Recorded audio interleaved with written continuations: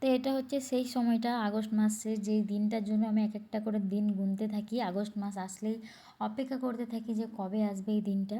তো এই দিনটা হচ্ছে, hey guys, welcome back to my channel Honey Lifestyle চ্যানেলে তোমাদের অনেক অনেক স্বাগত। তো অনেক দিন পরে একটা ভয়েস ওভারের সাথে মিনি ব্লগ নিয়ে চলে এসেছি। তো এই দিনটা হচ্ছে আগস্ট মাসের 18 তারিখ, সেই দিনটা যে দিনটার জন্য আমি একটা করে দিন গুনতে থাকি। আর তোমরা গত বছরও দেখেছো আমি এই জায়গাটায় এসেছিলাম চন্দনের সাথে হচ্ছে মনসা পুজো দিতে। আমার বাড়ির মনসা পুজো হয় আজকের দিনে, আগস্টের 18 তারিখে। তো এই বছর তো আমি আর চন্দনকে সাথে পাইনি। তো যাই হোক, সকাল সকাল স্নান টান করে আমি আর আমার একটা ফ্রেন্ডকে নিয়ে চলে এসেছিলাম হচ্ছে নারাসাপুরে এই মনসা মন্দিরটা।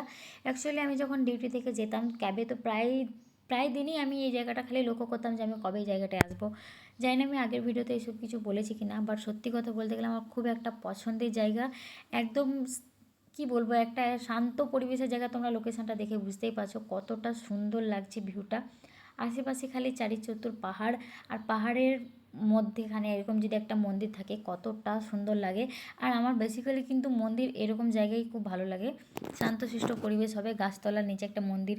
আমার বেশ পছন্দ এই সাইডের কর্ণাটকার মন্দির। আমি তো আগে কোনো সেরকমভাবে ভিডিও করতাম না, যার কারণে আরও অনেক মন্দির গেছি আমি, যেগুলো শেয়ার করতে পারিনি তোমাদের সাথে।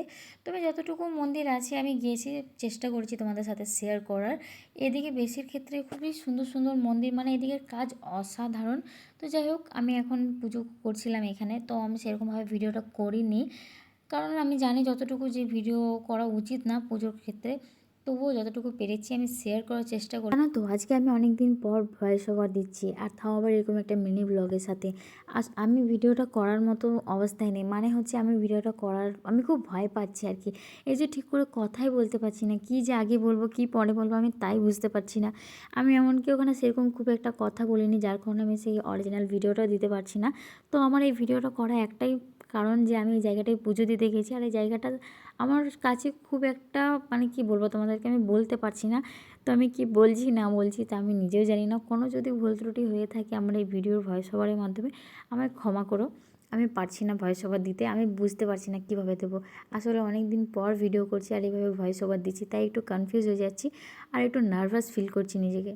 তারপর পুজো টুজো কমপ্লিট করে আমরা আমাদের বাড়ির সবাইকে ভিডিও কল করে করে দেখিয়েছি এই জায়গাটা। কারণ হচ্ছে এবার যেহেতু আমার সাথে চন্দন আসেনি, আমি আর ভারতী আর আমাদের যে অটোওয়ালা দাদা সেই এসছে।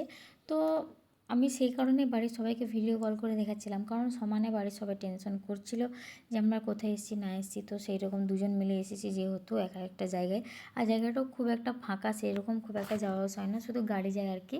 তো রোডের ধারে, তো তাই সবাইকে ভিডিও কল করে দেখিয়ে দিচ্ছিলাম ততক্ষণকে যে আমরা ভালো জায়গায় আছি, পুজো দেওয়া কমপ্লিট হয়ে গেছে, ভালো করে পুজো দিতে পেরেছি।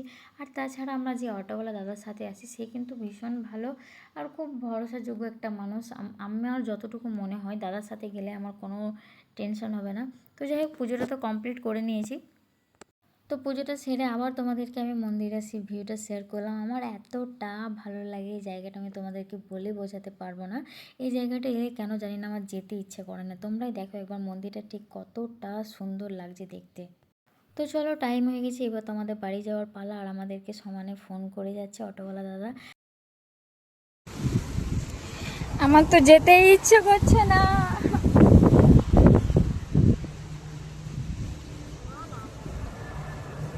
সব নিয়েছো তো?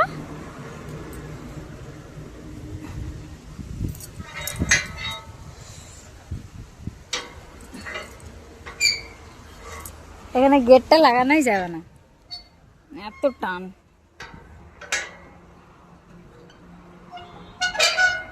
লাগছে না গো, চলো চলো। তো চলো, আজকের মতো ভিডিওটা এতদূর পর্যন্তই। ভালো লেগে থাকলে একটা লাইক, কমেন্ট, শেয়ার আর সাবস্ক্রাইব অবশ্যই করে দেবো। দেখা হবে নেক্সট কোনো একটা ভিডিওতে। Tata, bye bye.